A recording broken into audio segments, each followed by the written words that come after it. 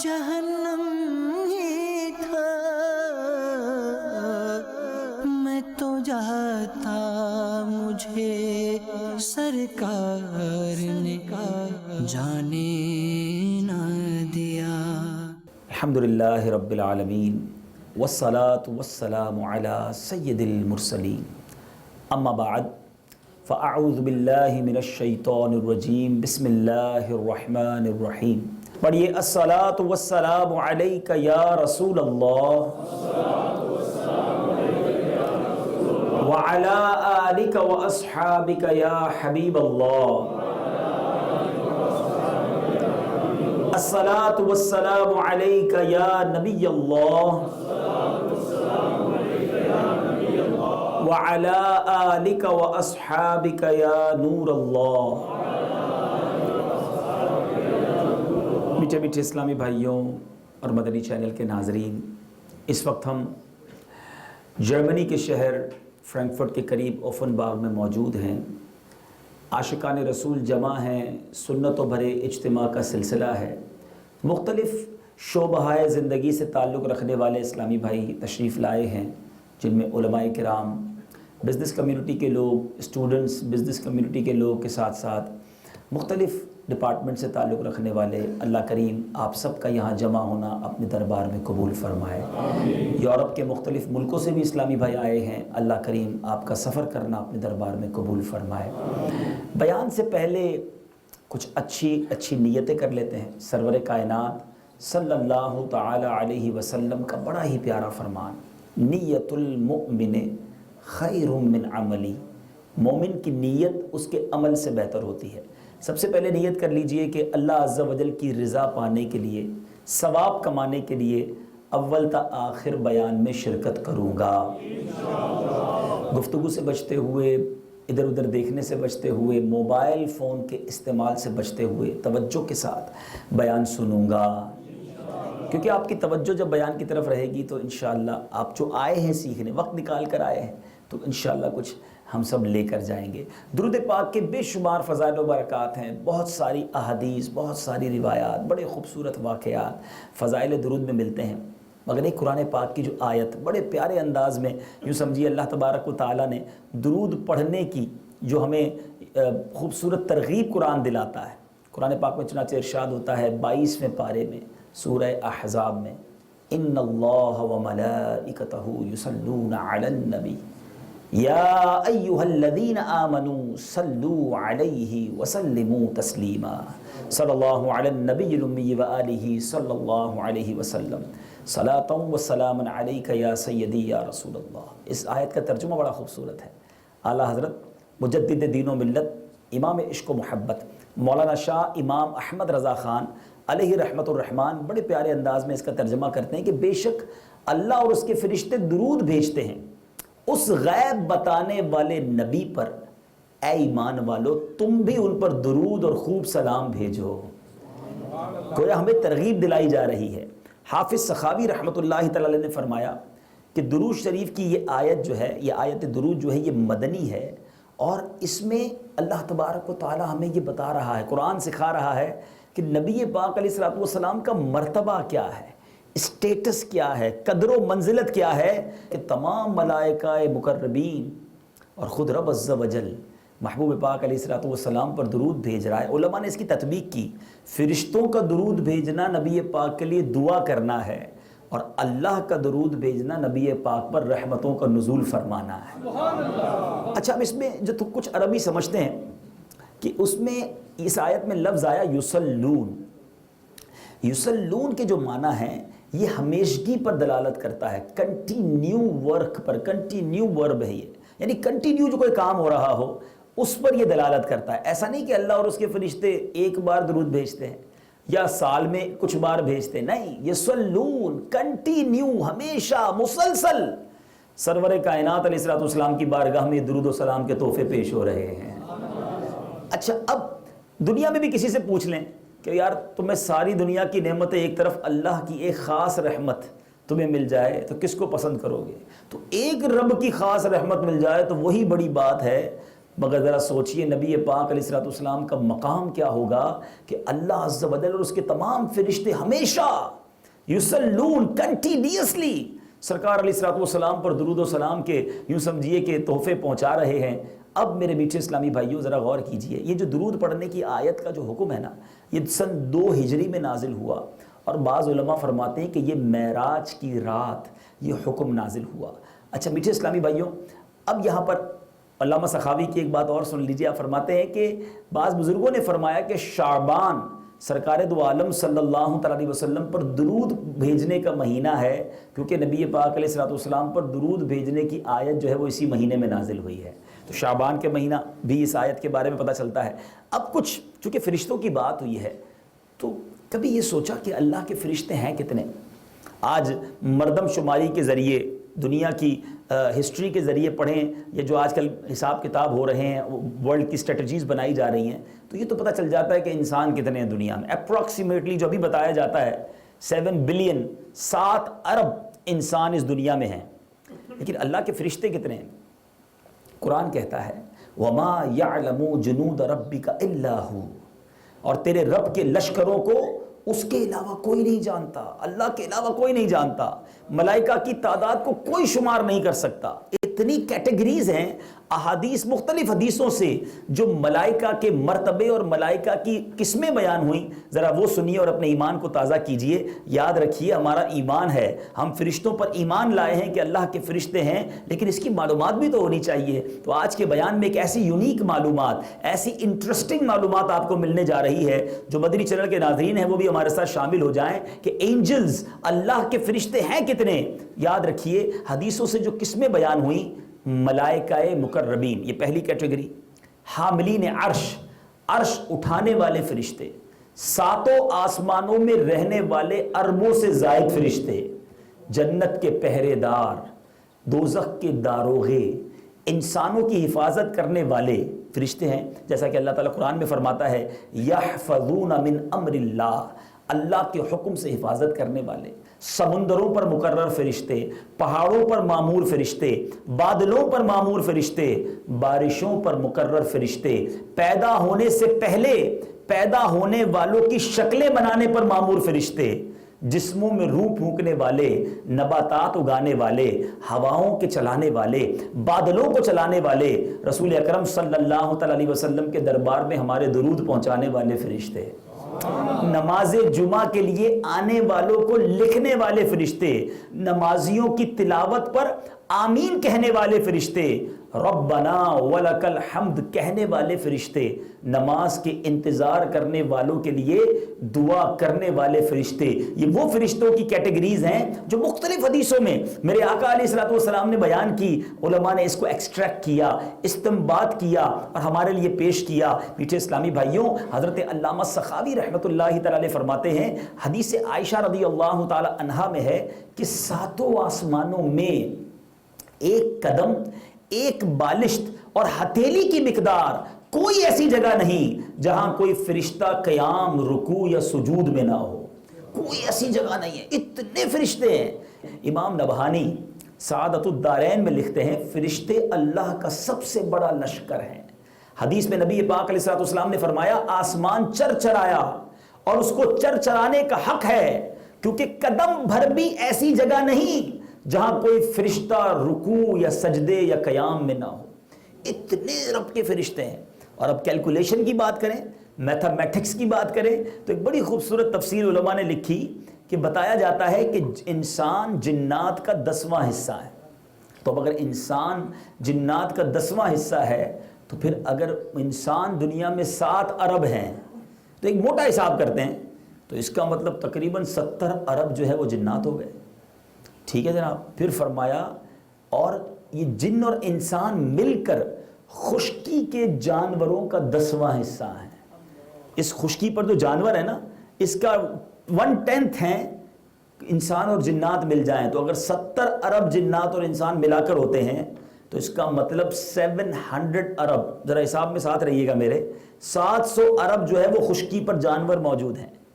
پھر فرمایا کہ یہ سب مل کر پرندوں کا 10واں حصہ ہے۔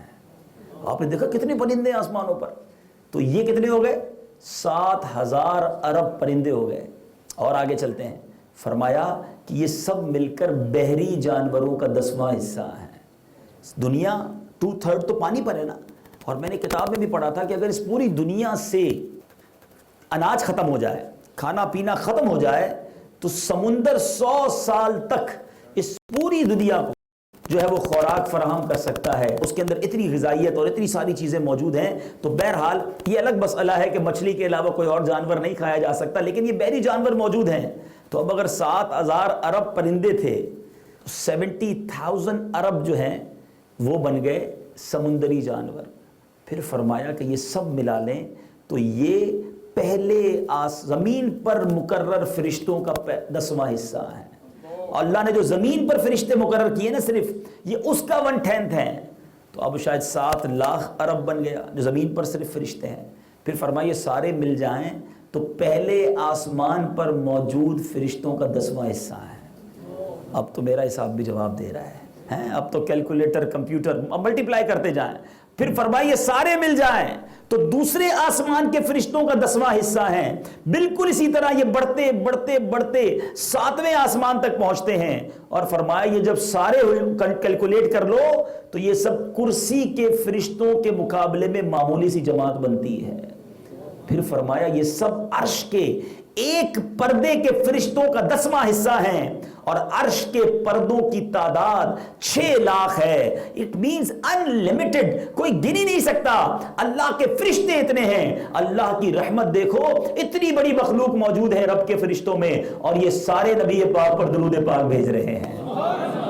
اور یہ جب نبی پاک کی بارگاہ میں روزانہ اربوں خربوں, ارے خربوں بھی چھوٹا اماؤنٹ ہے, انلمیٹڈ درود پاک پہنچ رہے ہیں, تو پھر ہمیں تو یوں سمجھیے کہ موقع دیا جا رہا ہے, چانس دیا جا رہا ہے. اے ایمان والو, میرے آقا کو ہمارے درود کی ضرورت نہیں, یاد رکھیے گا رب نے ان کا درجہ وہ بڑھا دیا ہے, وہ مقام عطا فرمایا ہے کہ ہر گزرتا لمحہ نبی پاک علیہ الصلوۃ والسلام کا مقام بلند ہوتا چلا جا رہا ہے. اربوں خربوں درود پاک, خربوں بھی کم ہے, فرشتوں کے درود پہنچ رہے ہیں. تو میرے آقا کا مرتبہ تو ڈے بائی ڈے, لمحہ بہ لمحہ اللہ کی رحمت سے انکریز ہو رہا ہے. یہ تو ہمیں موقع دیا جا رہا ہے, ایمان والو تم بھی درود پڑھ لو اور اپنے سوئے مقدر جگا لو, اپنی جھولیوں کو بھر لو, ہمیں موقع دیا جا رہا ہے. تو بہرحال اس خوبصورت کیلکولیشن سے, اس خوبصورت معلومات سے, جہاں ہمیں رب کے فرشتوں کی تعداد کے بارے میں پتا چلا, وہاں سرور کائنات صلی اللہ تعالی علیہ وسلم کی جو مقام و مرتبہ ہے رب کی بارگاہ میں وہ بھی پتا چل رہا ہے.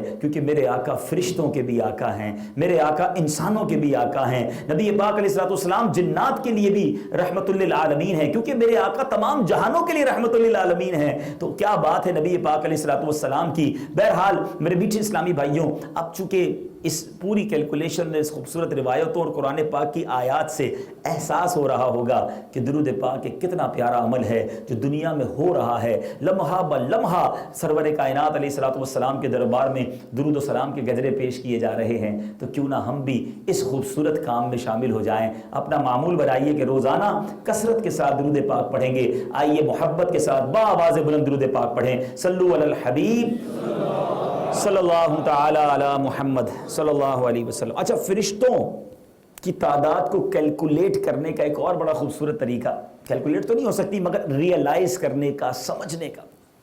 آپ کو معلوم ہے نبی پاک علیہ الصلوۃ والسلام کے دربار میں روزانہ صبح 70,000 فرشتے حاضری دیتے ہیں اور شام 70,000 فرشتے حاضری دیتے ہیں. پیارے آقا علیہ الصلوۃ والسلام کا جو روضہ ہے, روضہ انور پر صبح 70,000 فرشتے حاضری دیتے ہیں, شام 70,000 فرشتے حاضری دیتے ہیں. میٹھے اسلامی بھائیوں ذرا غور کیجئے, میرے آقا علیہ الصلوۃ والسلام جب روضہ انور میں تشریف لے گئے, دنیا سے پردہ فرمایا, اس کو ٹائم کتنا ہو گیا؟ 1400 سال سے زیادہ ٹائم ہو گیا ہے. سنا ہے یہاں جرمنی میں بڑی تعلیم اور میتھمیٹکس میں بڑے ماہر ہو, تو ذرا کیلکولیٹ تو کرو کہ ایک دن میں کتنے فرشتے حاضری دیتے ہیں. 1,40,000. ٹھیک ہے, اب کبھی کیلکولیٹر لے کر بیٹھیے گا, ڈیلی 140,000, تو 365 دنوں میں ایک سال میں کتنے فرشتوں نے حاضری دی, اور 1400 سال میں کتنے فرشتے حاضری دے چکے ہیں. اور مزے کی بات یہ ہے جو ایک بار حاضری دے گا اس کی دوبارہ باری نہیں آنی. اور اس کی وجہ بیان کی گئی کہ اللہ کے فرشتے اتنے ہیں اور ہر فرشتے کی تمنا ہے کہ نبی پاک علیہ الصلوۃ والسلام کے روضے پر حاضری دی جائے تو صبح قیامت تک یہ بدلیاں ہوتی رہیں گی تاکہ سب کی باری آ جائے, سب مستفیض ہو جائیں, ساری زندگی جس نبی پر درود بھیجتے رہے اس کے دربار میں حاضری بھی نصیب ہو جائے. تو اب دو باتیں سیکھنے کو مل رہی کہ فرشتوں کی کوانٹٹی کتنی, اور ذرا غور کرو کہ دربار مصطفیٰ کا مقام کیسا ہے. اعلیٰ حضرت امام اہل سنت لکھتے ہیں نا, 70,000 صبح ہیں, 70,000 شام, یوں بندگی زلف و رخ 8 پہر کی ہے, جو ایک بار آئے دوبارہ نہ آئیں گے, کیوں رخصت ہی بارگاہ سے بس اس قدر کی ہے. پھر اس کی وجہ بیان کرتے ہیں, یہ بدلیاں نہ ہو تو کروڑوں کی آس جائے, یہ بارگاہ مرحمت عام تر کی ہے. ارے کافی رہ جاتے اگر بدلیاں نہ ہوتی. مگر اس پوری فلسفی کے بعد امام عشق و محبت اعلیٰ حضرت سمجھا رہے ہیں, غلاموں سوچو تو صحیح, فرشتے مسلسل درود بھی پڑھیں, گناہ بھی نہ کریں, مگر زندگی میں ایک ہی حاضری نصیب ہو, اور وہ بھی آدھے دن کے لیے. ارے غلاموں تم سے رب محبوب کریم کو پیار کتنا ہے, ساری زندگی پڑے رہو تو بھی وہاں سے لوٹایا نہیں جاتا. تو یہ ہے دربار رسالت. تو گویا اگر آپ اس دنیا میں اتنے سارے فرشتے آپ نے سنے, کبھی فرشتوں کا قرب چاہیے نا. آپ چاہتے ہیں کہ میں بھی ذرا فرشتوں کے قریب ہو جاؤں, میں بھی دیکھوں فرشتے کہاں ہیں. اللہ غنی, شاعر لکھتا ہے نا, جیسے جی چاہے جہاں میں گھوم پھر, پر یہ مدینہ ہے یہاں آہستہ چل, قدسیوں کے درمیان آہستہ بول. ہیں تو اب غور کریں کہ مدینہ منورہ میں جب آپ جاتے ہیں, اللہ تعالیٰ بار بار حاضری عطا فرمائے, تو گویا فرشتے جہاں موجود ہیں وہاں آپ کی حاضری ہو رہی ہے. اور مدینہ منورہ کے بارے میں تو حدیثیں موجود ہیں کہ مدینے کے راستوں پر فرشتے پہرا دیتے ہیں. تو آپ ان گلیوں سے گزرتے ہیں, گویا فرشتوں کے درمیان سے گزرتے ہیں. میٹھے میٹھے اسلامی بھائیوں, مکہ پاک میں اللہ کعبہ مشرفہ کی بار بار حاضری عطا فرمائے. جو حجر اسود اور رکن یمانی کے درمیان جو دیوار ہے, یعنی وہ دیوار جو آخری طواف کا چکر جہاں سے ہوتا ہے, اس دیوار کو امام اہل سنت مولانا شاہ امام محمد رضا خان علیہ رحمت الرحمن نے اپنی کتاب میں ڈیفائن کیا کہ یہ جگہ مستجاب ہے, کیونکہ اس جگہ ہر وقت 70,000 فرشتے دعا پر آمین کہنے کے لیے موجود ہوتے ہیں. تو ایسی مبارک جگہ ہے کعبہ مشرفہ کہ دعا کرو تو آمین کے لیے 70,000 فرشتے ہیں. تو گویا اس دنیا میں بھی if you want to, یا آپ چاہتے ہیں کہ میں فرشتوں کی صحبت, فرشتوں کا قرب اختیار کروں, تو ابھی بھی مکہ پاک پہنچ جائیں, مدینہ طیبہ جائیں, آپ اپنے آپ کو فیل کریں گے. اور ماشاءاللہ وہاں فرشتے ہر وقت موجود, اللہ کی رحمتیں نازل ہو رہی ہیں. اور آج جو میرے بیان کا ایک اور حصہ, کیونکہ اگلا حصہ تو درود پاک کی فضیلت پر تھا, اب جو اگلا حصہ ہے وہ یہ ہے کہ آج ان اعمال کے بارے میں کچھ سنیں گے کہ جو اعمال کریں تو فرشتے نازل ہوتے ہیں.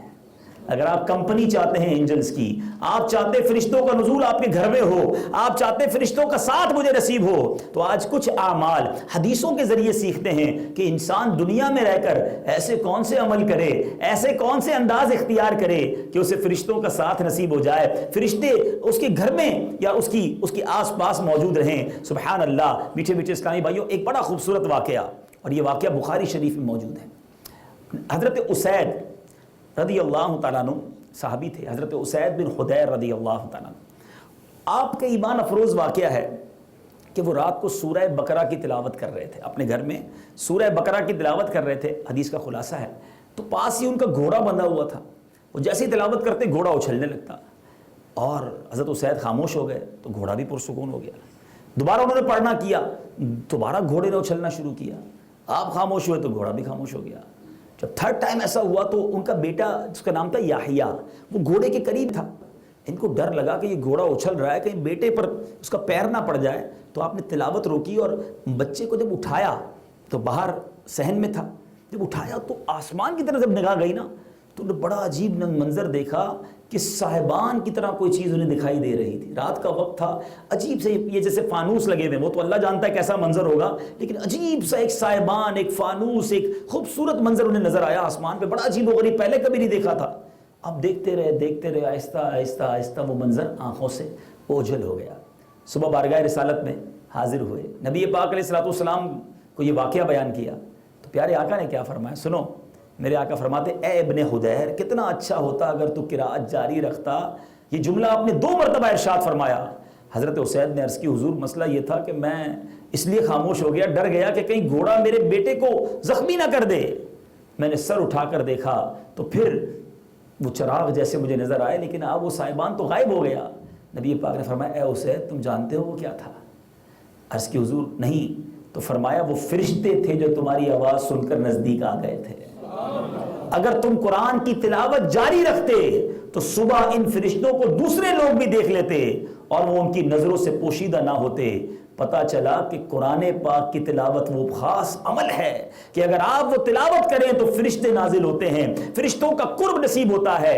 اے جرمنی کے فرینکفرٹ اور فنباگ سے آئے ہوئے عاشقان رسول، آپ سے بھی گزارش کرتا ہوں مدنی چینل پر جہاں جہاں مجھے سنا جا رہا ہے، اگر آپ اپنے گھر میں برکت چاہتے ہیں، اگر آپ اپنے کاروبار میں برکت چاہتے ہیں، آپ اپنی زندگی میں برکت چاہتے ہیں، تو تلاوت قرآن مجید اپنی زندگی کا معمول بنائیے، صحیح معنوں میں قرآن کی تلاوت کیجئے، انشاءاللہ دلوں پر سکینہ نازل ہوگا، برکتیں نازل ہوں گی، فرشتوں کا نزول ہوگا۔ ایک اور بڑی خوبصورت حدیث پاک، اس سے اور انڈرسٹینڈنگ آسان ہو جائے گی، یہ بھی بخاری شریف کی حدیث۔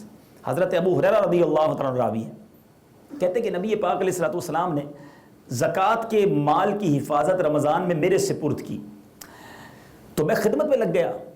اب ایک آنے والا چور آیا، اور وہ اس حدیث کا خلاصہ بیان کر رہا ہوں، تو چور آیا اور وہ غلے میں سے سامان بھرنے لگا۔ کہتے ہیں میں نے اس کو ریڈ ہینڈ پکڑ لیا، چوری کرتے ہوئے پکڑ لیا کہ مسلمانوں کے اناج سے جو زکوٰۃ کا ہے اس سے چوری کر رہا تھا۔ کہ میں تجھے سرکار دو عالم صلی اللہ علیہ وسلم کی بارگاہ میں صبح پیش کروں گا۔ وہ کہنے لگا حضور میں بڑا غریب پریشان، بیوی بچے ہیں، عیال دار ہوں، اس لیے آیا تھا، معاف کر دیجئے۔ اب حضرت ابو ہریرہ کہتے ہیں مجھے رحم آیا، میں نے اسے چھوڑ دیا۔ جب صبح بارگاہ رسالت میں حاضر ہوئے، غور سے سنیے گا، بخاری شریف کی حدیث بیان کر رہا ہوں، نبی پاک کو اللہ نے کیسا غیب کا علم عطا کیا، کیسی نالج اللہ نے عطا کی۔ حضرت ابو ہریرہ نے نہیں کہا کہ یا رسول اللہ رات کیا ہوا تھا، پیارے آقا کی بارگاہ میں پیش ہوئے، پیارے آقا عرض کرتے ہیں ابو ہریرہ رات والے قیدی کا کیا ہوا؟ حضرت ابو ہریرہ نے نہیں بتایا، نبی پاک پوچھ رہے ہیں اے ابو ہریرہ بتاؤ رات والے قیدی کا کیا ہوا؟ ما فعل اسیرک البارحہ، حدیث کے الفاظ ہیں۔ وہ عرض کرتے ہیں یا رسول اللہ صلی اللہ تعالیٰ علیہ وسلم اس نے اپنی ضرورت مندی کا، عیال داری کا مجبوری بتائی، میں نے چھوڑ دیا۔ نبی پاک نے فرمایا اس نے تجھ سے جھوٹ بولا ہے، وہ دوبارہ آئے گا۔ ایک تو گزرے ہوئے واقعے کی خبر دے دی، لاسٹ نائٹ کیا ہوا تھا، کمنگ نائٹ کیا ہوگا یہ بھی بتا دیا نبی پاک نے، جھوٹ بول رہا ہے آج پھر آئے گا۔ کہتے ہیں اب تو میں ریڈی ہو گیا، پیارے آقا نے فرمایا تو آنا ہی آنا ہے۔ نبی پاک کا تو مطلب صحابہ کرام کا بھی جو انٹریکشن تھا نا پیارے آقا علیہ الصلوۃ والسلام سے، پیارے آقا کے ایک ایک لفظ پر جو یقین، جو انداز پر یقین، جو بھروسہ صحابہ کرام علیہ رضوان نے پروف کیا، وہ ہم سب کے لیے مشعل راہ ہے۔ اب کیا ہوا؟ حضرت ابو ہریرہ کہتے ہیں میں ویٹ کرتا رہا، وہ آیا، پھر چوری کرنے لگا، میں نے پھر پکڑ لیا، کہا اب نہیں چھوڑوں گا، دربار رسالت میں پیش کروں گا۔ پھر رونے لگا، پھر عرض کرتا حضور معاف کر دیں، بڑا غریب، بڑا محتاج، ضرورت مند۔ کہتے ہیں پھر رحم آیا، پھر چھوڑ دیا۔ صبح دربار رسالت پوچھا، میرے آقا فرماتے ہیں ابو ہریرہ رات والے قیدی کا کیا ہوا؟ پھر پوچھتے ہیں، عرض کی حضور وہ پھر آیا تھا لیکن بڑا ضرورت مند تھا، اپنی تکلیفیں بتا رہا تھا۔ نبی پاک نے فرمایا اس نے تجھ سے جھوٹ بولا ہے، وہ پھر تیرے پاس آئے گا۔ there is a third night again۔ کہتے ہیں اب نیت کر لی، اب پکڑوں گا تو نہیں چھوڑوں گا۔ وہ آیا، چوری کرنے آیا، آپ نے پھر پکڑا اسے، کہا اب تیسری مرتبہ ہو چکا، تو ہر بار یہ کہتا ہے میں ضرورت مند ہوں، آئندہ نہیں کروں گا، پھر آتا ہے اب تجھے دربار رسالت میں پیش کروں گا۔ کہتا ہے چھوڑ دو، میں آپ کو چند ایسی باتیں سکھا دیتا ہوں جس سے اللہ تعالیٰ آپ کو بڑا فائدہ دے گا۔ کہا اچھا باتیں بتاؤ۔ کہنے لگا جب آپ اپنے بستر پر سونے کے لیے جانے لگیں تو آیت الکرسی پڑھ لیا کریں، اس کی وجہ سے صبح تک اللہ کی طرف سے تم پر ایک نگران مقرر رہے گا اور شیطان تمہارے قریب بھی نہیں بھٹکنے پائے گا۔ ہول نائٹ سیکیورٹی، فرشتہ حفاظت کرے گا۔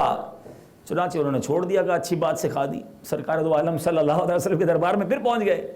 نبی پاک نے فرمایا، انہوں نے اب جا کے سارا واقعہ سنایا کہ حضور پکڑ تو پھر لیا تھا مگر اس نے مجھے چند کلمات سکھائے، میں نے اسے چھوڑ دیا۔ اب سنیں سرکار دو عالم صلی اللہ علیہ وسلم نے کیا فرمایا۔ فرمایا وہ کلمات کون سے ہیں؟ میں نے اس کی کہ اس نے مجھے بتایا کہ آیت الکرسی پڑھ لیں اور بستر پر جانے سے پہلے تو فرشتہ حفاظت کرے گا، شیطان قریب نہیں آئے گا، پوری بات بتائی۔ تو پیارے آقا علیہ السلام نے فرمایا اے ابو ہریرہ اس نے بات تو سچ کہی ہے مگر فی نفس ہی وہ ہے بڑا جھوٹا۔ کیا تمہیں معلوم ہے کہ 3 راتوں سے تمہارے پاس آنے والا کون ہے؟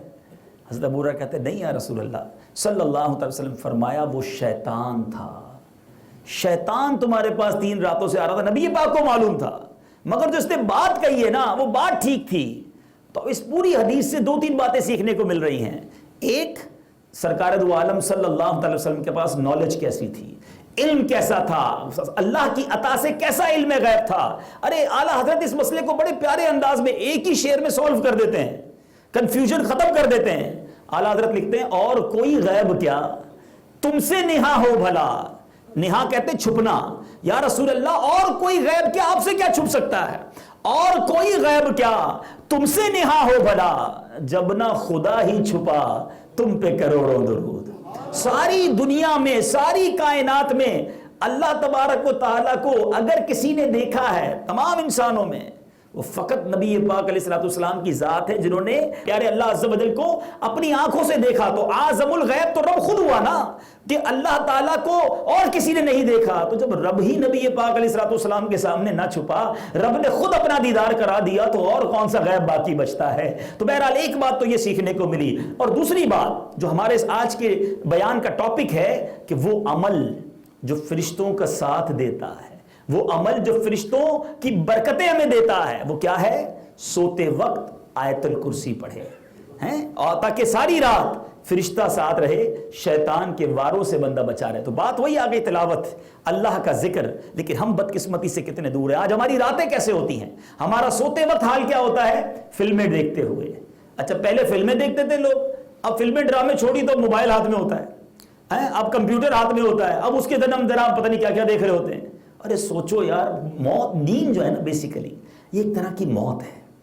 جب انسان کی آنکھیں بند ہوتی ہیں، ہم روز سوتے ہیں، لیکن کبھی سوچا کہ یہ سوتے وقت مجھے کچھ بھی نہیں پتہ چلتا میرے اطراف میں کیا ہو رہا ہے. سونے سے پہلے کی جو دعا ہے، اللہم باسمک اموت و احیا، ہمیں غور کرنا ہے یہ موت کا ذکر سوتے وقت کیوں ہو رہا ہے. اور پھر اٹھنے کے بعد الحمدللہ الذی احیانا بعد ما اماتنا والیہ النشور، تمام تعریفیں اس مولا کے لیے جس نے مجھے موت کے بعد زندگی دی. بعد ما اماتنا، ارے یہ موت تھی جو ہمیں ٹریلر دکھایا گیا.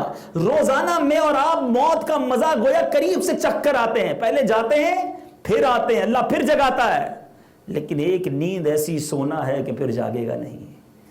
اس نیند کی تیاری کرو. تو نیند کے وقت تو کلمہ پڑھ کر، توبہ کر کے، بلکہ باوضو سونا چاہیے. علماء لکھتے ہیں، حدیث کی کتابوں میں بھی یہ روایتیں موجود ہیں کہ جو باوضو سوتا ہے اگر اسی حالت میں مر جائے تو شہید کا مرتبہ پاتا ہے. لیکن ہماری نیند، ہم سوتے وقت عشاء قضا کر کے سو رہے ہیں. اٹھنے کا پلان کب کا ہے؟ جب آفس جانا ہے. یہ سوچو کہ مسلمان رات سوتے وقت اٹھنے کی پلاننگ کیا کر رہا ہے کہ آفس کتنے بجے جانا ہے، فلائٹ کتنے بجے پکڑنی ہے، اسکول کتنے بجے جانا ہے. اس کی اٹھنے کی پلاننگ میں فجر نہیں ہے کہ میں نے فجر کے لیے اٹھنا ہے. یعنی سوتے وقت بھی اللہ کی نافرمانی ہے، جاگتے کی پلاننگ میں بھی اللہ کی نافرمانی ہے. ارے ہماری تو سونا کیسا ہونا چاہیے؟ میں سو جاؤں یا مصطفیٰ کہتے کہتے، اور کھلے آنکھ صلی اللہ کہتے کہتے. ہمارا سونا اللہ کی راہ میں ہو، اس انداز سے ہو کہ سونا بھی عبادت. جی ہاں، بڑی پیاری بات علماء لکھتے ہیں. ابھی شروع میں نے بیان کے پہلے کہا نا انما الاعمال بالنیات. اگر کوئی اچھی نیت کے ساتھ سوئے نا، سوئے، اس کا سونا بھی عبادت بن سکتا ہے. اب بندہ بولے یار نیند بھی کروں اور عبادت بھی، ثواب بھی ملے. جی ہاں، علماء لکھتے ہیں اگر کوئی شخص اس نیت کے ساتھ سوئے کہ یہ جو سو رہا ہوں اس سے جو ریسٹ مجھے ملے گا، میں اس ریسٹ اور اس طاقت سے اللہ کی عبادت کروں گا، آرام کر کے فجر پر قوت حاصل کروں گا. سنت کے مطابق سوئے ساری رات سویا رہے، سونے کا ثواب بھی ملتا رہے گا. تو بات وہی ہے کہ ہمارا بیک آف مائنڈ انٹینشن کیا ہے. ابھی میں نے 2 حدیثیں آپ کو سنائی ہیں، ایک تلاوت قرآن، پھر آرام کرتے وقت آیت الکرسی، جس سے آپ قریب سے فرشتوں کی برکتیں لے سکتے ہیں. ایک اور خوبصورت قرآن پاک کی صورت، یہ شعب الایمان کی حدیث ہے، اور اس کی بڑی خوبصورت حدیث پاک ہے کہ میرے آقا فرماتے ہیں جو شخص جمعہ میں سورہ دخان پڑھتا ہے وہ صبح اس حال میں کرتا ہے کہ اس کے گناہ بخش دیے گئے ہوتے ہیں، اور حور عین سے اس کا جوڑا طے پا چکا ہوتا ہے. نیز جمعہ یا شب جمعہ سورہ دخان کی تلاوت کرنے والے کے لیے اللہ تعالیٰ جنت میں گھر تعمیر فرماتا ہے. سب سے بڑھ کر یہ سنو، 70,000 فرشتے اس کے حق میں دعائے مغفرت کرتے رہتے ہیں. اب ذرا غور کیجئے، اب یہ سورہ دخان پڑھنے میں 5-6 منٹ سے زیادہ نہیں لگتے. پڑھیں تو نا، قرآن سے محبت ہو تو پتہ بھی ہو سورہ دخان کون سے بارے میں، کہاں ہے سورہ دخان.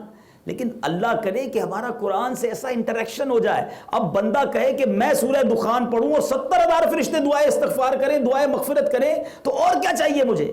لیکن ہمیں تو اگر کوئی کہہ دے کہ سورہ دخان پڑھنے سے 500 یورو ملیں گے تو بندہ کہے گا بتاؤ کتنی بار پڑھنا ہے؟ ایک بار میں 500 ملیں گے تو پھر بتاؤ پڑھنے کی اجازت کتنی بار ہے؟ اور کوئی کام ہی نہیں کرنا سانو.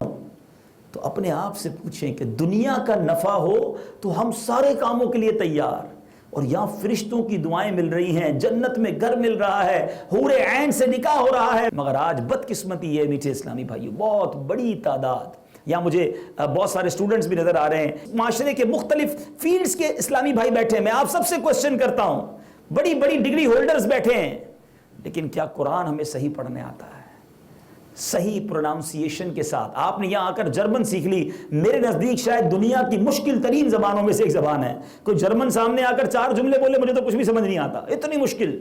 لیکن اتنی مشکل زبان آپ نے سیکھ لی, قرآن نہیں سیکھا تلفظ کے ساتھ, مخارج کے ساتھ. آپ فضیلتیں سنیں, کون سی دنیا کی زبان ہے, کون سی کتاب ہے جس کا اتنا سا چیپٹر پڑھیں تو یہ برکتیں ہیں؟ قرآن ہمارے درمیان ہے, مگر ہم کئی مہینے گزر جاتے ہیں قرآن نہیں کھولتے. ہمارے گھروں میں قرآن ہے مگر کس لیے؟ وہ جزدان میں رکھ کر ذرا برکت کے لیے رکھ دیا, مگر ہم اس سے کتنی برکتیں اٹھاتے ہیں. ایسا نہ کریں میٹھے اسلامی بھائیوں, قرآن سے سچی دوستی کریں, قرآن پڑھنے کا شوق پیدا کریں, خود بھی پڑھیں, اپنے بچوں کو بھی پڑھائیں, کیونکہ ہمارے اور آپ کے مرنے کے بعد بھی ہمارے بچے یہ ویب سائٹس کھول کر, یہ سافٹ ویئر آن کر کے, یہ دنیا بھر کی اپلیکیشن کھول کر ہمیں ایصال ثواب نہیں کر سکیں گے.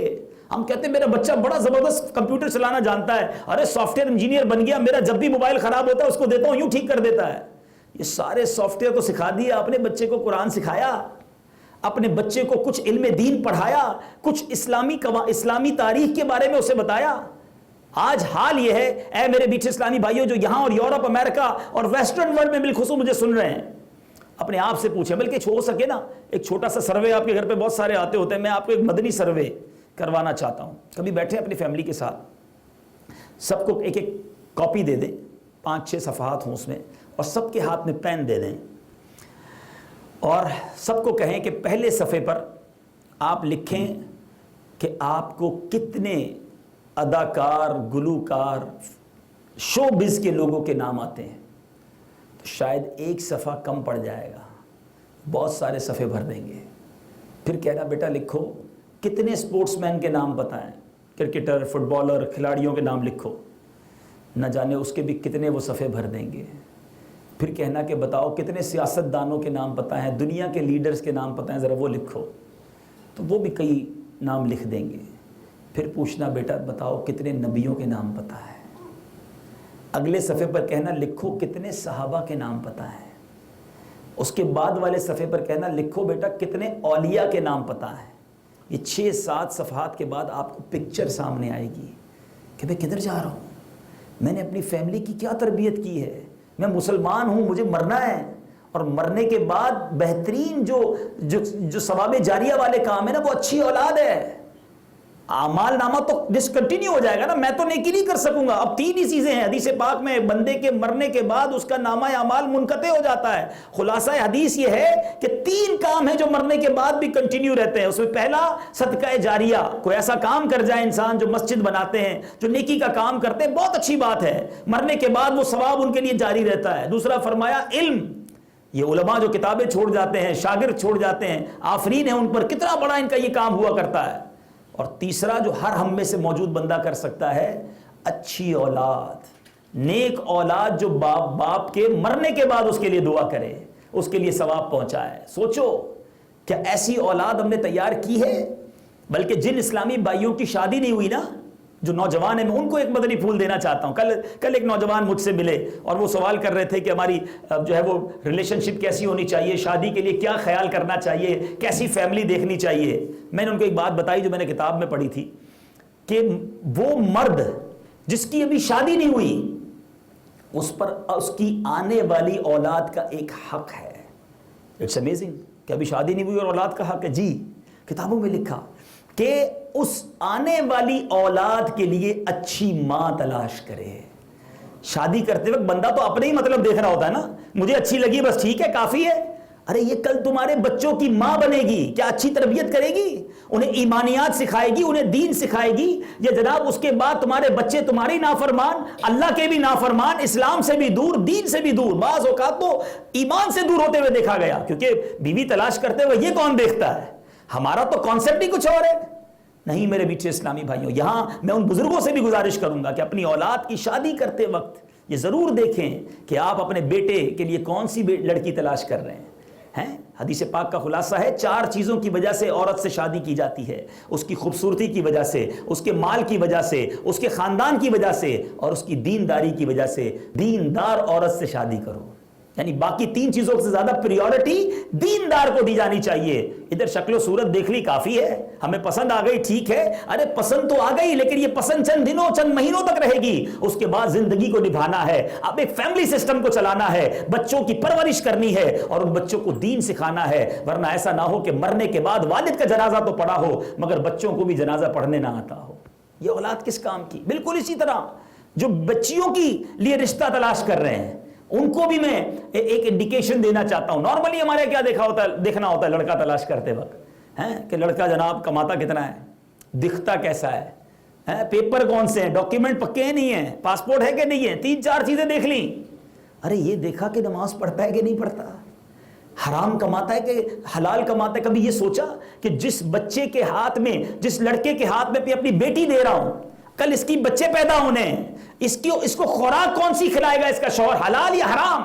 آپ حرام کا لقمہ کھلانے کے لیے اپنی بیٹی کا ہاتھ دے رہے ہو۔ حدیث پاک کے الفاظ اس کا مضمون ہے کہ وہ جسم جو حرام سے پلا بڑا وہ جہنم میں جلنے کے قابل ہے۔ آپ اپنی بچی کو ہاتھ پکڑا رہے ہو اس کا کہ جو جہنم کا ایندھن بنائے گا آپ کی بچی کو اور آپ کی بچی کے ہونے والے بچوں کو۔ ایسا نہ کرو۔ آج ہم عیب کون سے دیکھتے ہیں؟ ہمیں پتہ چلے شراب پیتا ہے، نشہ کرتا ہے، تو ہم کہتے ہیں نہیں یار یہ بچہ نہیں چلے گا، یہ لڑکا نہیں چلے گا۔ کیوں؟ نشہ کرتا ہے۔ نشہ کرنا حرام ہے، نماز پڑھنا حرام نہیں ہے؟ نماز نہ پڑھے کوئی بات نہیں، چلتا ہے، بس یہ اچھا حرام کماتا ہے اس کی کوئی ٹینشن نہیں، جوا نہیں کھیلنا چاہیے، جوا کھیلنا یقیناً حرام ہے، لیکن چونکہ معاشرے میں برا عمل ہے ہم اس کو چیک کر لیتے ہیں، لیکن رشوت کا کاروبار کر رہا ہے، جھوٹ بول کر روزی کما رہا ہے، اس کی کوئی فکر نہیں ہے۔ خدا را چیک کریں ہم نے۔ اچھا پھر سب سے اہم بات، ان تمام چیزوں سے زیادہ اہم بات، اس کا عقیدہ کیا ہے، اس کے بلیف کیا ہے اللہ اور اس کے رسول کے بارے میں، صحابہ اور انبیاء اور اولیاء کے بارے میں وہ کیا سوچتا ہے۔ نہ لڑکی لیتے وقت نہ لڑکا دیتے وقت یہ سوچتے ہیں ہم کہ کہیں ایسا تو نہیں کہ آنے والی آپ نے ساری زندگی اپنے بچے کی اچھی تربیت کی، اسے اللہ اور اس کے رسول کی محبت سکھائی، صحابہ اور اولیاء کی محبت اس کے دل میں بٹھائی، مگر شادی وہاں کر دی کہ جن کے دماغ ہی کچھ اور تھا۔ آپ کا بیٹا بھی آپ کے ہاتھ سے گیا، آنے والی نسلیں بھی جناب انبیاء کرام، صحابہ کرام اور اولیاء کرام سے معاذ اللہ بغض رکھنے والی بن گئی، تو کدھر جائے گی آپ کی آنے والی نسل؟ ایسا بھی ہوتا ہے کہ ایک بچی کو پردہ کرنے والے سکھاتا ہے، بڑی محبت سے اسے دین سکھاتا ہے، مگر شادی کرتے وقت وہ بے احتیاطی کرتا ہے کہ ایسے گھرانے میں شادی کرتا ہے کہ بچی کا پردہ بھی گیا، اس کی نمازیں بھی گئیں، اس کی جناب جو عقیدہ اور جو اس کی خوبصورت تعلیمات تھی وہ بھی برباد ہو جاتی ہیں۔ تو ایسا نہ کریں۔ یہ خاندان فقط چند فنکشن منانے کا نام نہیں، آپ بنیاد ڈال رہے ہیں آنے والی نسلوں کی۔ اور ہم نے سنا کہ اچھی اولاد وہ ماں باپ کے لیے خزانہ ہے، وہ ماں باپ کے لیے یوں سمجھیے زبردست ایسٹ ہے۔ اے میرے نوجوانوں جنہوں نے شادیاں کرنی ہیں، میں ان کو یہ مدنی پھول دینا چاہتا ہوں کہ خدا را یہ سوچ کر شادی کرنا، ایسی خاتون کو تلاش کرنا کہ جو آپ کی آنے والی نسلوں کے لیے بہترین ٹیچر ثابت ہو، بہترین تربیت کرنے والی، اور ہماری مغفرت ہے کہ مرنا ہم سب نے، مرنے کے بعد نیک اولاد ہی ہمارے لیے خزانہ ہے۔ اور آج بات ہو رہی ہے فرشتوں کے نزول کی، وہ اعمال کیے جائیں جو فرشتوں کے نزول کا سبب بنتے ہیں۔ میرے پاس طویل فہرست ہے، ایسے بہت سارے اعمال تھے، لیکن ظاہر ہے ایک بیان کا وقت مختصر ہوتا ہے۔ اب آخر میں آپ کو وہ عمل بتانے جا رہا ہوں کہ جو اگر آپ اپنائیں تو اس کے ذریعے فرشتوں کا ساتھ بھی نصیب ہوتا ہے اور بہت ساری باتیں سیکھنے کو بھی ملتی ہیں۔ اللہ تبارک و تعالیٰ کے کچھ فرشتے ہیں، اور مسلم شریف کی حدیث ہے، ان کو اللہ تعالیٰ نے سیاحت کے لیے رکھا، ان کی ڈیوٹی۔ ابھی اینجلز کی بات ہو رہی تھی، بہت ساری کیٹیگری ہیں، تو ایک کیٹیگری فرشتوں کی وہ ہے جو سیاحت کرتے رہتے ہیں، ٹریول کرتے رہتے ہیں آل اراؤنڈ دا ورلڈ۔ ان فرشتوں کا کام یہ ہے کہ وہ جہاں کسی ایسی جماعت کو پاتے ہیں، جہاں کسی ایسی گیدرنگ کو پاتے ہیں جو اللہ کے ذکر میں مشغول ہے، تو ایک دوسرے کو آواز دیتے ہیں ادھر آؤ ادھر آؤ، اور وہ فرشتے اس گیدرنگ میں جمع ہو جاتے ہیں اور اس گیدرنگ کو، اس اجتماع کو، اس محفل کو اپنے پروں سے ڈھانپ لیتے ہیں۔ اللہ کی رحمت سے امید ہے, بڑی امید ہے اللہ کی رحمت سے کہ اوفن باغ میں ہونے والے اس اجتماع کو بھی فرشتوں نے اپنے پروں سے ڈھانپا ہوا ہوگا, کیونکہ ہم یہاں کسی دنیاوی مقصد کے لیے جمع نہیں ہوئے. میرا تو کوئی بھی رشتہ دار نہیں ہے یہاں پر. آپ میں سے کئی ایسے ہوں گے جو پہلی بار ایک دوسرے کو دیکھ رہے ہوں گے. دیر از اونلی ون ریزن, اللہ کی رحمت سے حسن ظن رکھتا ہوں کہ آپ کا بھی یہی ہوگا کہ اللہ کی رضا کے لیے یہ وقت لے کر آئے ہیں. تو فرشتے ایسی محفل کو جہاں اللہ کی ذکر ہو رہا ہو اپنے پروں سے ڈھانپتے ہیں, پھر واپس جاتے ہیں تو کیا ہوتا ہے؟ فرشتے اللہ کی بارگاہ میں جب جاتے ہیں, خلاصہ اس حدیث کا یہ ہے, اللہ فرماتا ہے, اللہ تعالیٰ سب جانتا ہے, فرماتا ہے میرے فرشتوں کہاں سے آ رہے ہو؟ وہ عرض کرتے ہیں یا اللہ عز و جل تیرے بندے ایک جگہ بیٹھ کر تیرا ذکر کر رہے ہیں. اللہ ارشاد فرماتا ہے میرے بندے کہتے کیا تھے؟ کہ یا اللہ وہ تیری تکبیر, تسمیح, تحمید اور تمجید کر رہے تھے. اللہ فرماتا ہے یہ بتا وہ کیا مانگتے تھے؟ فرشتے جواب دیتے ہیں مولا تجھ سے تیری جنت کا سوال کر رہے تھے. اللہ فرماتا ہے کیا جنت دیکھی؟ عرض کرتے ہیں مولا جنت دیکھی نہیں. ارشاد فرماتا ہے جنت دیکھ لیتے تو کیا کرتے؟ فرشتے عرض کرتے ہیں مولا اگر تیری جنت دیکھ لیتے تو اور محبت سے جنت مانگتے. ارشاد ہوتا ہے فرشتوں بتاؤ وہ کس چیز سے پناہ مانگتے تھے؟ فرشتے عرض کرتے ہیں مولا وہ جہنم سے پناہ مانگ رہے تھے. کہا میرے فرشتوں کیا ان لوگوں نے جہنم کو دیکھا ہے؟ فرشتے عرض کرتے ہیں نہیں مولا جہنم دیکھی نہیں. ارشاد فرماتا ہے اگر جہنم دیکھ لیتے تو کیا کرتے؟ عرض کرتے ہیں مولا اگر تیرے بندے جہنم دیکھ لیتے تو اور روتے اور گر گڑاتے, تڑپتے اور تجھ سے معافی مانگتے. یہ تفصیلات سن کر اللہ کیا فرماتا ہے دیکھو, اللہ فرماتا ہے اے گروہ ملائکہ میں تمہیں گواہ بنا کر کہتا ہوں میں نے ان سب کو بخش دیا. جن بندوں نے مجھے دیکھا نہیں میری حمد کر رہے ہیں, جنہوں نے جنت دیکھی نہیں جنت مانگ رہے ہیں, جنہوں نے دوزخ نہیں دیکھی مگر دوزخ سے پناہ مانگ رہے ہیں, فرشتوں گواہ ہو جاؤ میں نے سب کی مغفرت کر دی. اب غور سے سنو اے وہ اسلامی بھائیوں جو ایسے اجتماعات میں شرکت کرتے ہیں, اور وہ اسلامی بھائی بالخصوص جن کو بلایا جائے تو کہتے ہیں ٹائم نہیں ہے, میرے پاس وقت نہیں ہے, ارے بھائی بڑا بیزی ہوں, میرے پاس ان چیزوں کا ٹائم نہیں ہے. سنو یہ اجتماعات, یہ اس طرح کی محفلیں کس طرح فرشتوں کے نزول کا باعث اور مغفرتوں کے نزول کا باعث ہیں. فرشتے عرض کرتے ہیں یا اللہ ان میں ایک ایسا بھی شخص تھا جو ذکر کرنے نہیں آیا, اس محفل کے لیے تیری عبادت کرنے نہیں آیا, وہ تو اپنے کسی پرسنل کام سے آیا تھا. ہو سکتا ہے یہاں ایسا بھی کوئی بھائی بیٹھا ہو جو کسی سے ملنے آیا ہو. سنو چونکہ محفل اچھی ہے, اجتماع اچھا ہے, اللہ کے اور اس کے رسول کے ذکر کی باتیں ہو رہی ہیں, اللہ فرماتا ہے میرے فرشتوں یہ وہ لوگ ہیں جن کا ہم نشین بھی محروم نہیں رہتا, میں نے اس کی بھی مغفرت فرما دی. کسی اور ریزن سے آیا تو بھی مغفرت کر دی. یہ ہے اچھے لوگوں کی صحبت, یہ ہے اچھے اجتماعات کی برکت. ایک وہ لوگ ہیں جو سنیما گھروں میں صحبتیں تلاش کرتے ہیں, جو کلبز اور کیسینوں میں جا کر خوشیاں محسوس کرتے ہیں, جو ایسے دوستوں کو تلاش کرتے ہیں جو برائی کے اڈے کی طرف لے جائے. اگر آج بھی تو سنڈے ہے, آج بھی تو اتوار ہے, بہت ساری جگہوں پر رقص و سرور کی محفلیں سجی ہوں گی. یہ اللہ اور اس کے رسول کا ہم پر کرم ہے کہ آج چھٹی والے دن بھی گناہوں سے بچ کر اس نے ہمیں اپنے اور اپنے حبیب علیہ الصلوۃ والسلام کے ذکر کے اس اجتماع میں شرکت کی سعادت بخشی. کیا خوبصورت شعر شاعر لکھتے ہیں کہ کہیں پہ رونق ہے مہکشوں کی, کہیں پہ رونق ہے مہکشوں کی, کہیں پہ محفل ہے دل جلوں کی. یہ کتنے خوش بخت ہیں جو اپنے نبی کی محفل سجا رہے ہیں. تو یہ کرم نوازی ہے کہ ہم یہاں آئے ہیں, یہ اللہ کا احسان. ہاں یہ بات ہمیشہ یاد رکھیے گا, جب بھی ایسا کوئی نیکی کا کام ہو جائے نا, اس میں اپنی ہوشیاری نہیں ہے, ہمارا کوئی کمال نہیں, ولا حول ولا قوت الا باللہ العلی العظیم. یہ اللہ کا احسان ہے کہ اس نے ہمیں یہ موقع دیا, ہم اللہ کا اس پر شکر ادا کرتے ہیں. تو میٹھے اسلامی بھائیوں, اگر فرشتوں کا ساتھ چاہیے, فرشتوں کی یوں سمجھے نزول ہونے والے کام کرنے ہیں, تو اس طرح کے اجتماعات میں شرکت اپنا معمول بنائیے, اپنی سوسائٹی کو, اپنے ماحول کو اچھا کیجیے. آج یورپ کا بہت بڑا مسئلہ یہ ہے کہ ہم گناہوں سے اس لیے نہیں بچ پاتے کہ ہم نے اپنے گیدرنگز جو ہیں وہ برے لوگوں کے ساتھ رکھی ہے, ہم نے اپنی دوستیاں جو ہیں وہ برے لوگوں کے ساتھ رکھی ہے. ایک آپ نے اس گیدرنگ کی بات سنی کہ جہاں کسی اور مقصد کے لیے بھی بندہ آیا وہ بھی بخشا جاتا ہے, اور یہاں کچھ لوگ کہتے ہیں ہم تو صرف دوستوں میں بیٹھتے ہیں, ہم شراب نہیں پیتے, ہم کیا کریں, ہم بس شراب پینے والوں کے ساتھ بیٹھ جاتے ہیں, ہم جوا نہیں کھیلتے, دوست کھیلتے ہیں, بیٹھنا پڑتا ہے, ہم تو اسی لیے بیٹھتے ہیں. اللہ کے بندو, ایسے لوگوں کے ساتھ بیٹھ رہے ہو جن پر اللہ تبارک و تعالیٰ کی ناراضگی اور معاذ اللہ جس کو آپ کہیں کہ عذاب الہی, قہر الہی کا نزول ہو رہا ہے, وہاں بیٹھے ہو جو رب کی ناراضگی والی جگہ ہیں.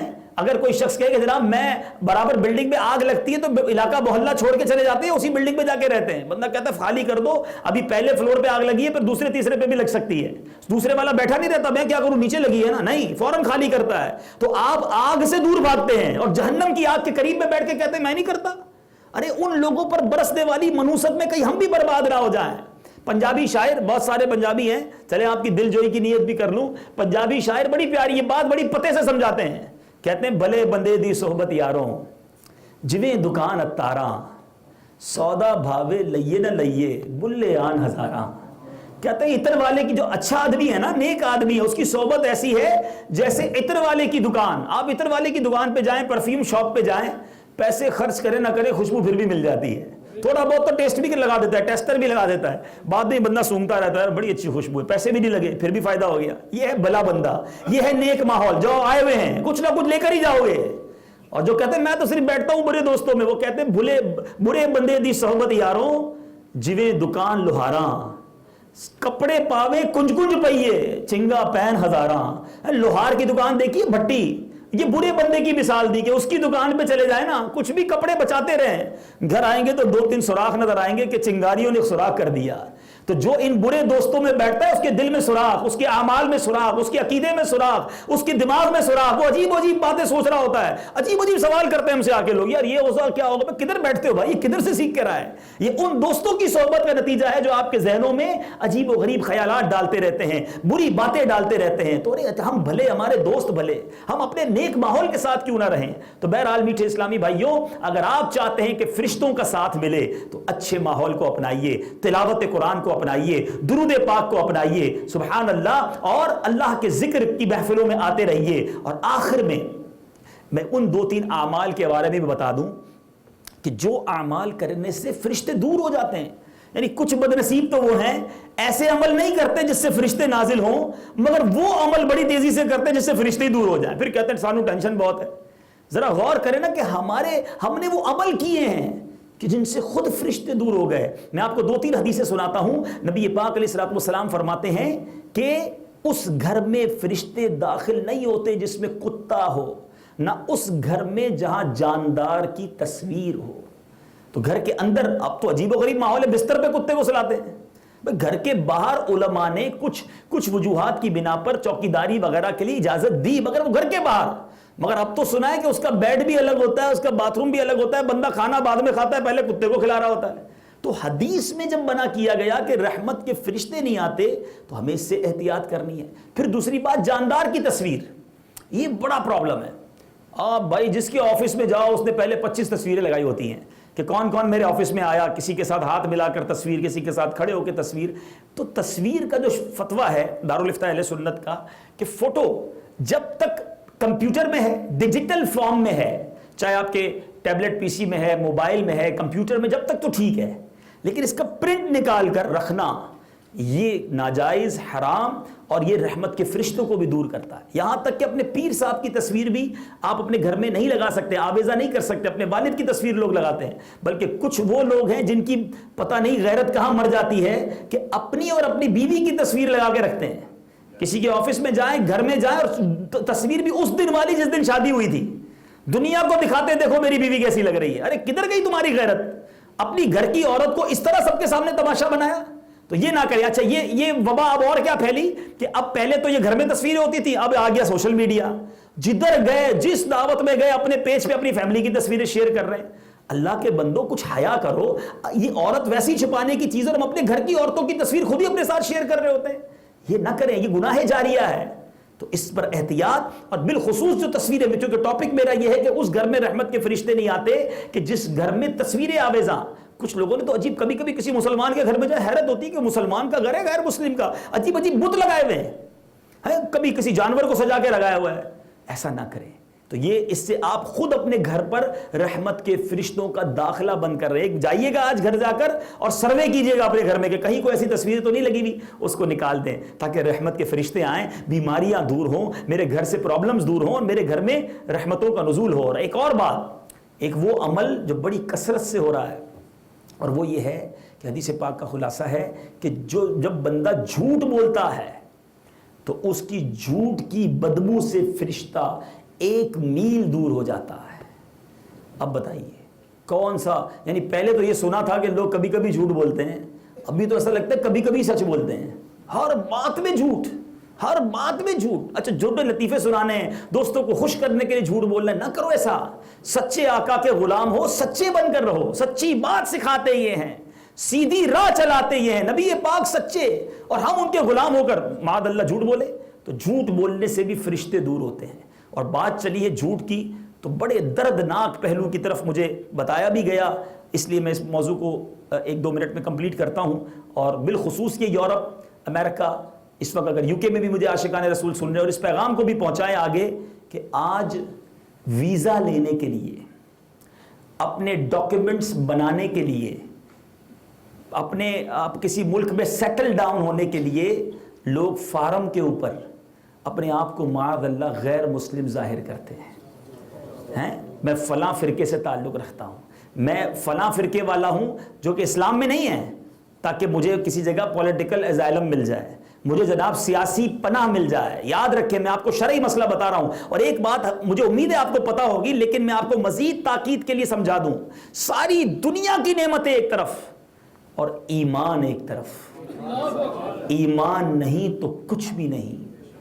اگر ایمان ہی چلا گیا تو پھر تو جنت میں داخلہ ہے ہی نہیں نا. بے ایمانوں کا جنت میں کیا کام؟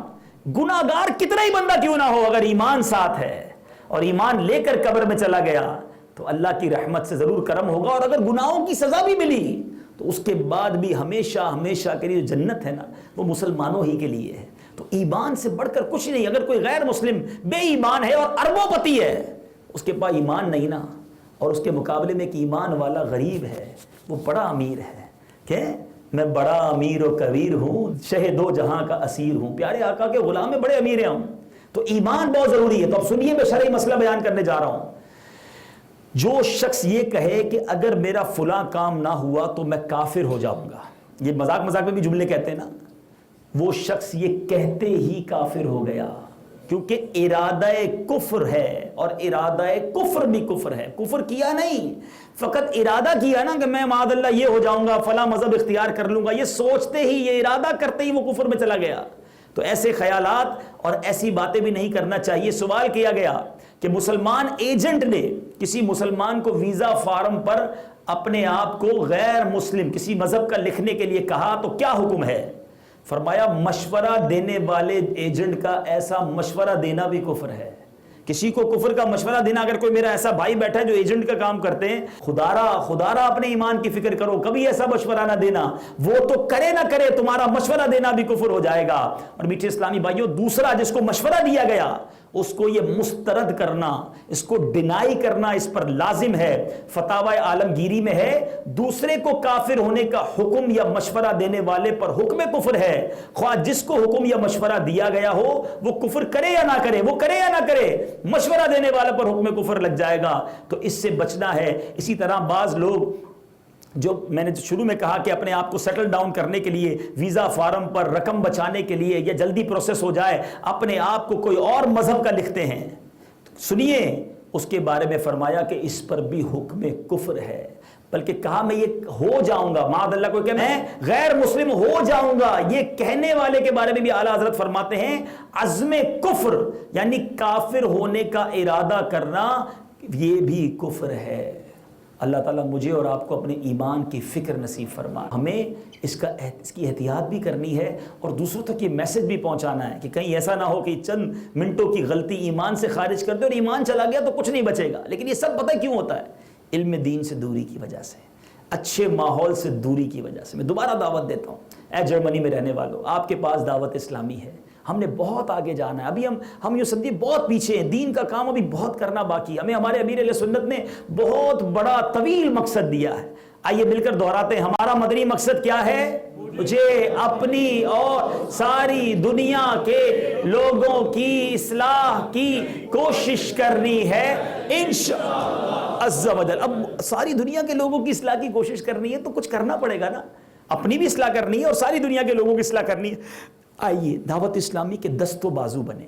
اللہ تعالیٰ سے دعا کرتا ہوں اللہ کریم ہمیں دعوت اسلامی کے مدنی ماحول پر استقامت نصیب فرمائے, اس مدنی ماحول کا ساتھ دینے کی توفیق بھی عطا فرمائے. اور اگر پریکٹیکلی آپ نے اپنے آپ کو تبدیل کرنا ہے نا تو 3 دن کا مدنی قافلہ, یہ اپنی عادت بنائیں. ماشاءاللہ میں نے دیکھا ہے جرمنی میں بہت سارے مدنی قافلے سفر کرتے رہتے ہیں, تو آپ ان مدنی قافلوں میں 3 دن نکالیں. بہت سارے اسلامی بھائی کے پاس ٹائم ہوتا ہے. میں ہاتھ نہیں اٹھواؤں گا کہ آپ میں سے کس کو نماز پراپر پڑھنے آتی ہے, قرآن تجوید کے ساتھ آتا ہے, وضو کے فرائض پتہ ہیں, غسل کے فرائض پتہ ہیں, نماز جنازہ آتی ہے. میں ہاتھ نہیں اٹھواؤں گا, مگر اپنے آپ سے پوچھو یہ سب کب سیکھیں گے. تو یہ 3 دن کے مدنی قافلوں میں سفر کرتے رہیے, وقت نکالیے. اسلامی بھائیوں کو خود پکڑ لیں کہ بھائی بتائیں اب اگلا مدنی قافلہ کب ہے, میں 3 دن آپ کے ساتھ چلوں گا. بہت لطف آتا ہے. اللہ کے گھر میں جب 3 دن رہو گے تو رحمتیں ہی رحمتیں. مہمان اللہ کے ہوں گے تو انشاءاللہ جھولی بھی رب نہیں بھرنی ہے. 5 نمازیں با جماعت, تو تہجد, تو اشراق چاش, تو اوابین, تو دنیا بھر میں جہاں کہیں مجھے سنا جا رہا ہے میں عرض کروں گا اسلامی بھائی جو ہیں وہ مدنی قافلوں میں سفر کریں. بلکہ اس میں اسلامی بہنیں اپنا کردار ادا کریں. یہ گھر کی خواتین بڑی کہتے ہیں نا وہ ضدیں کر کے بڑے کام منوائیں ہم سے, پکنکوں پہ لے جاتے ہیں, پتہ نہیں کدھر لے جاتے ہیں. تو اسلامی بہنیں مگر مجھے سن رہی ہیں تو اپنے گھر کے جو محارم ہیں ان کو تیار کریں کہ آپ جائیں مدنی قافلے میں. آپ کے گھر کے اگر محارم مدنی قافلے میں جائیں گے تو ان کی برکتیں آپ کو بھی ملیں گی انشاءاللہ. اللہ تعالی ہم سب کو عمل کرنے کی توفیق عطا فرمائے. آمین بجاہ النبی الامین صلی اللہ تعالی علیہ وسلم. صلو علی الحبیب. تیرے اعمال کا بدلہ تو جہنم ہی تھا. میں تو جاتا مجھے سرکار نے جانے